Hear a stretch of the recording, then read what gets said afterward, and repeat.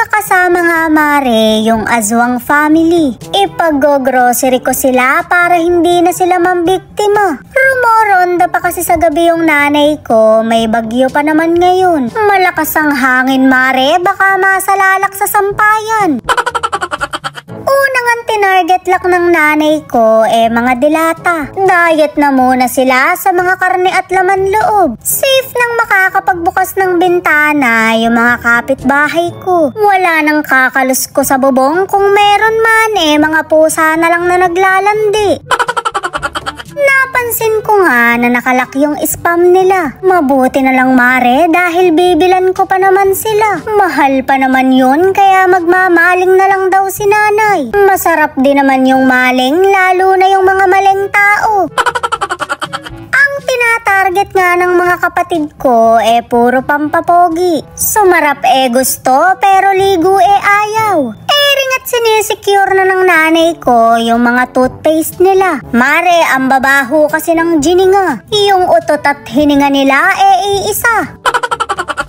Tama na nga ang kaharutan, baka mapiko na yung pamilya ko. Puwera biro mga mare, napakasarap talagang itreat ng pamilya mo. Kesa naman puro barkada mo ang nililibre mo. Pagka nagipit ka, paplastikin ka rin ng mga yan. Maiiyak ka na lang talaga dahil gagawin pa nilang topic yung paghihirap mo. Mabangong mabango ka lang talaga hanggat may pera ka. Pero hindi naman lahat ng kaibigan ganyan, kaya mamili ka ng pakikisamahan mo. Pagka talaga nag-30 ka na, bilang na lang sa daliri yung mga nasa circle mo. Mawawalan din kayo ng tiyaga sa mga orokan.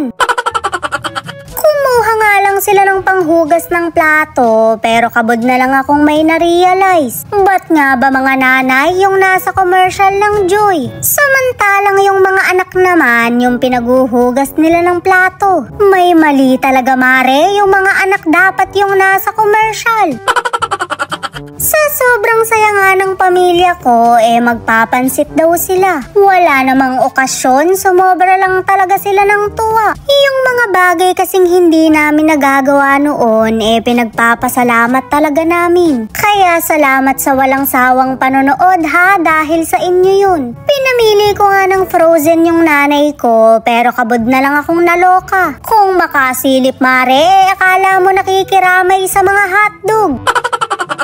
Binilan ko na rin sila ng ice cream na natitikman lang namin kapag may birthday. Pinapalaman namin yan mare sa tinapay. Yung maliit lang ang binibili namin noon at hindi kasya sa amin. 8 kasi kami sa pamilya dahil masipag yung nanay at tatay ko. Hindi nyo pa kami ginawang 7 para makumpleto na yung 7 Dragon Balls. Pero kahit napakahirap ng buhay, nairaos naman kami ng mga magulang namin. Kaya naman bilang panganay, susuklian ko lahat ng yun. Hindi naman talaga tayo obligado, pero bakit hindi? Maaati mo bang kumain ng masarap samantalang yung pamilya mo'y hindi? Mare, naaalala nyo ba tong So in Love? Kung ito yung pabango mo noon, tsak na may anak ka na ngayon. Pumatak na nga ang dilim, kaya nagmamadali na ako. Shoot, mare, baka mag-transform na yung nanay ko.